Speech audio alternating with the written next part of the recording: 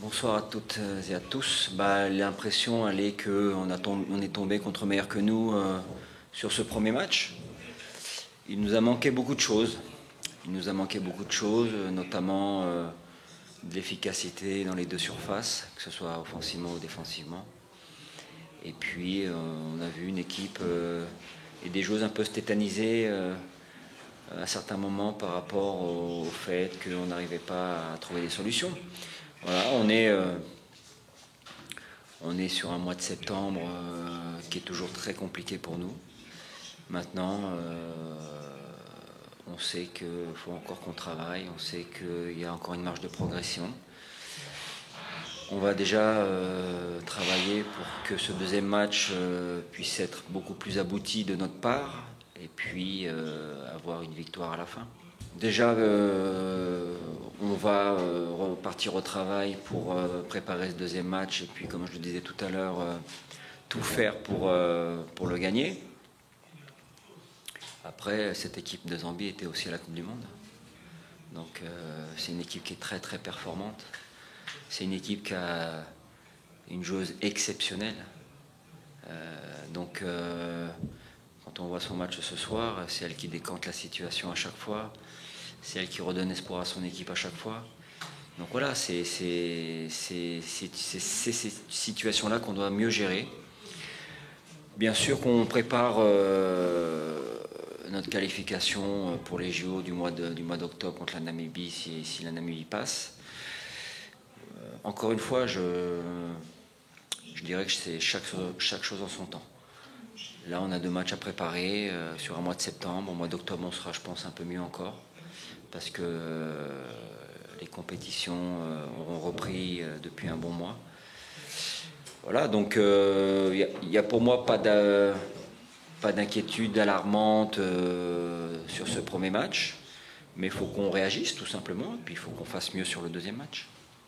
Écoutez, on est tous les week-ends sur les stades et les terrains, donc s'il y a une joueuse qui mérite d'être dans la sélection et qui joue au Sporting ou ailleurs, elle sera dans la sélection. On a depuis quelques mois créé une équipe U23 qui peut faire aussi la passerelle entre les U20 et les A. Donc on va travailler aussi avec cette équipe U23 pour pouvoir avoir un plus grand panel de joueuses et faire progresser un plus grand panel de joueuses. Voilà, nous, tout ce qu'on demande, c'est d'avoir les meilleures joueuses possibles, que ce soit au Maroc ou à l'étranger. Et si on doit un jour ou à un moment modifier la liste pour prendre d'autres joueuses marocaines ou étrangères, on le fera sans aucun souci. D'abord, je tiens à vous dire que ce qui a été fait et le résultat qui a été fait à la Coupe du Monde n'est pas simplement bien, c'est exceptionnel. Voilà. Je crois qu'on ne se rend pas compte de la difficulté et du niveau d'une Coupe du Monde. Et de banaliser ce 8e de finale en disant bon c'était bien, maintenant non, c'était exceptionnel. Maintenant, la deuxième chose, je pense qu'on a fait cette Coupe du Monde, on a fait cette CAN avec un jeu de transition qui nous a souvent réussi et pas un jeu de conservation. On n'a jamais demandé à l'équipe de conserver le ballon quand on l'avait. On est toujours dans ce système-là, dans ce schéma-là. C'est quelque chose qu'on essaie de faire depuis quelques années. Pour moi, on n'a pas les joueuses pour être dans la conservation, on n'a pas les joueuses pour garder le ballon, on a des joueuses de transition, parfois ça marche, parfois ça marche pas. On a des joueuses à qui on demande d'avoir un bloc médian et d'être très agressif dans ce bloc-là pour pouvoir être en transition. Voilà, aujourd'hui, c'est ce qui nous a permis et de faire finale de Cannes et de faire 8e de Coupe du Monde. Bon, on va essayer de continuer, malgré tout.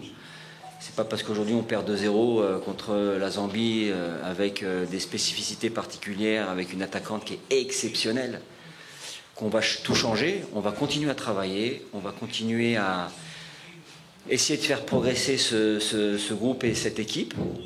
Et puis voilà, on va bien préparer cette phase de qualification pour les JO et on va tout faire pour y aller. Déjà, on On savait que c'était une équipe qui était très compétitive. On